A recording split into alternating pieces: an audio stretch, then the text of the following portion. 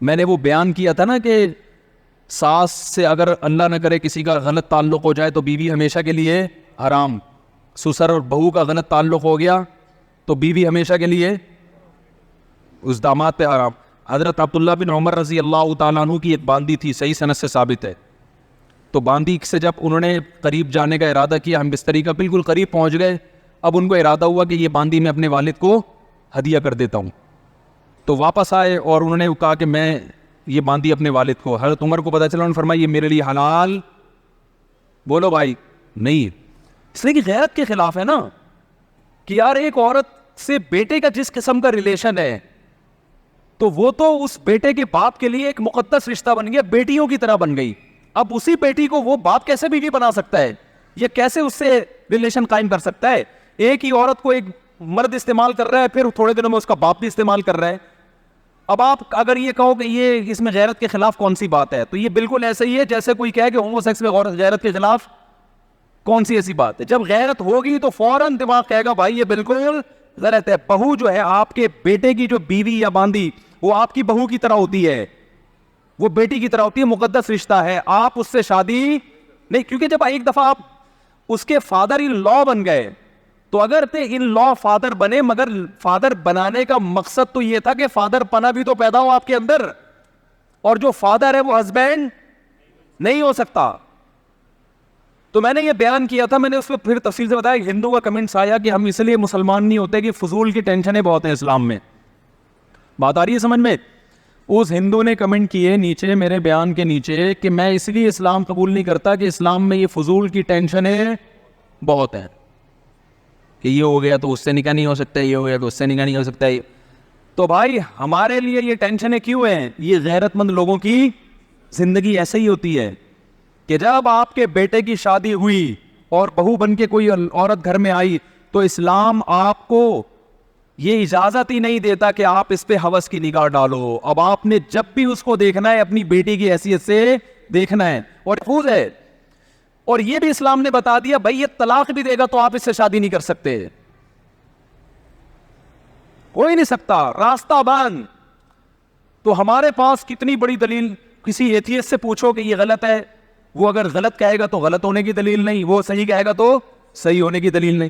ہمارے پاس کتنی بہترین دلیل ہے, حرمت علیکم امہاتکم وبناتکم وعماتکم وخالاتکم وبنات الاخ وبنات الاخت وامہاتکم اللاتی ارضعنکم واخواتکم من الرضاعہ وامہات نسائکم وربائبکم اللاتی فی حجورکم من نسائکم اللاتی دخلتم بہن. کیا انداز ہے.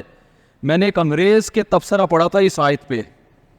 اس انگریز نے لکھا کہ مسلمانوں کے پاس یہ جو آیت ہے نا, یہ ایسی خاندانی آیت ہے, خاندانی کا لفظ اپنی طرف سے کہہ رہا ہوں, اس کے جو الفاظ کا اپنی زبان میں ترجمہ کر رہا ہوں. اس نے کہا سوچو جس معاشرے میں اس قانون پر عمل کیا جاتا ہوگا کیسا پاکیزہ معاشرہ ہوگا وہ. یہ انگریز کے الفاظ ہیں. اور جس معاشرے کے پاس یہ قانون نہیں ہے, وہ بزبان حال یہ کہنا چاہ رہا تھا, تو اس معاشرے کی درندگی کا کیا عالم ہوگا, وہ کیسے فیصلہ کرے گی.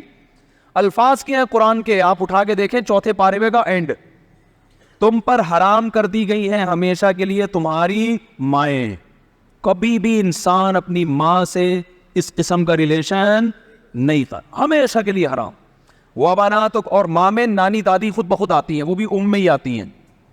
وبناتکم, تم پر حرام کر دی گئی ہے ہمیشہ کے لیے تمہاری بیٹیاں, اور اس میں پوتیاں اور نواسیاں بھی اسی بیٹیوں میں ہی آتی ہیں. حرمت علیکم امہاتکم وبناتکم واخواتکم, تم پر ہمیشہ کے لیے حرام کر دی گئی ہے تمہاری بہنیں, چاہے ماں شریک ہو یا باپ شریک ہو, سب اس میں آ گئی. واخواتکم وعماتکم, تمہارے باپ کی بہنیں تم پر ہمیشہ کے لیے, بولو بھائی, پھپھی جسے کہتے ہیں, مقدس رشتہ ہے.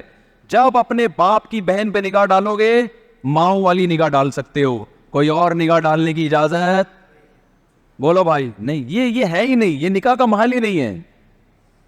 وَأَمَّاتُكُمْ وَخَالَاتُكُمْ, تم پر حرام کر دی گئی ہے تمہاری ماؤں کی بہنیں, جس کو خالہ کہا جاتا ہے. نہیں آ رہی بات, چاہے وہ تم سے عمر میں چھوٹی کیوں نہ ہو, لیکن چونکہ تمہاری ماں کی بہن ہے تو لیول اس کا وہی ہے نا, تو جب اس پہ نگاہ ڈلے گی ماں والی نگاہ ڈلے گی.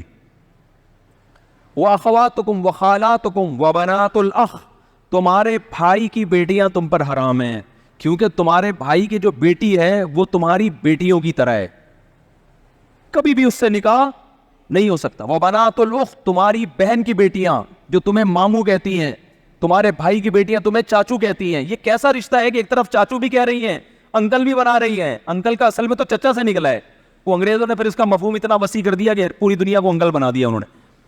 جب وہ تمہیں چچا کہہ رہی ہے، تمہیں احترام دے رہی ہے، عزت دے رہی ہے، تو اب اس سے یہ ریلیشن قائم نہیں ہو سکتا، نہ حلال نہ حرام، حرام تو ویسے ہی حرام ہے، حلال بھی نہیں ہو سکتا۔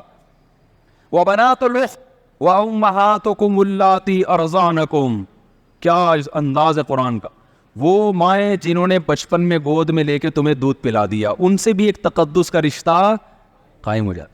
پہلے تو بہت ہوتا تھا، اب کم ہوتا ہے۔ مالدار عورتیں پہلے بچے خود نہیں پالتی تھی، عرب میں دستور تھا، پیسے دے کے کسی کو کہتے ہیں تو پال لے، بڑا ہو جائے ادھر دے دینا۔ میں اس لیے جو ڈیفینس کلفٹن کی عورتیں ہیں نا، ان سے کہتا ہوں کہ آپ سے اگر بچے نہیں پل رہے ہیں نا تو پیدائش کو روکو مت، پیدا کر کے دائیوں کو پکڑا دیا کرو، یہ پھر بھی بہتر ہے، اور یہ ثابت ہے اسلاف سے۔ خود ہمارے نبی صلی اللہ علیہ وسلم کی والدہ محترمہ نے نبی کی ولادت کے بعد مائی حلیمہ کے حوالے کیا نا، حوالے کر دیا، تو مائی حلیمہ بھی آپ صلی اللہ علیہ وسلم کی کیا بن گئی؟ ماں بن گئی، کیوں؟ انہوں نے دودھ پلایا نبی صلی اللہ علیہ وسلم کو۔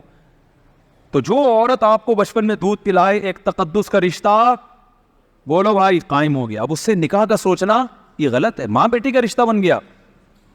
اور اللہ نے کیا فرمایا؟ وَأُمَّهَاتُ نِسَائِكُمْ، تمہاری بیوی کی جو ماں ہے وہ بھی تمہاری کیا ہے؟ مدر ان لا ہے نا۔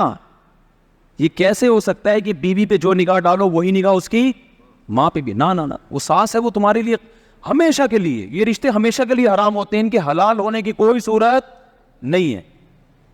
وَرَبَائِبُكُمُ اللَّاتِي فِي حُجُورِكُم مِّن نِّسَائِكُمُ اللَّاتِي دَخَلْتُم بِهِنَّ، جس عورت سے تم نے نکاح کیا اور رخصتی بھی ہو گئی، اس عورت کی بیٹی بھی تم پہ ہمیشہ کے لیے حرام، کیونکہ تم اس کے سوتیلے باپ بن گئے۔ فادر ان یہ بھی ایک طرح کا فادر ان لا ہے، اسٹیپ فادر ہے، اور یہ اسٹیپ ڈاٹر ہے۔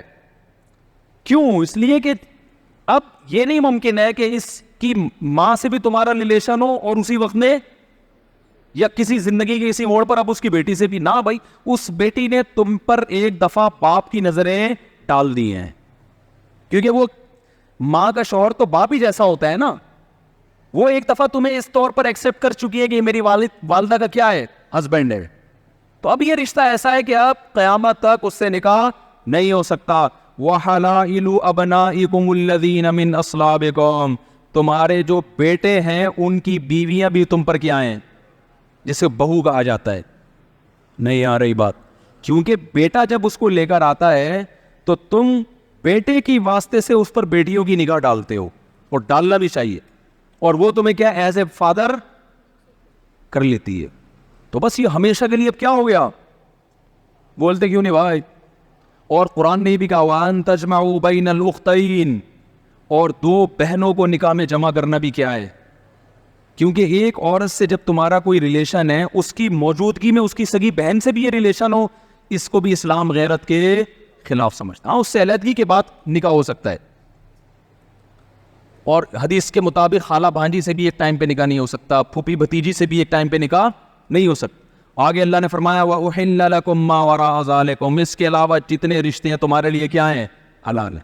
یہ اللہ نے تسلی دے دی، تسلی اس طرح دے دی کہ اللہ اتنے سارے تو نے خواتین کی لسٹ پیش کر دی جن سے نکاح ناجائز ہے، تو ہم تو ساری زندگی نکاح ہی نہیں کر سکیں گے، تو اللہ نے بتایا اس کے علاوہ بہت ہیں ٹھیک ہے نا، ہول سیل کے حساب سے ہیں، ٹینشن لینے کی ضرورت نہیں ہے۔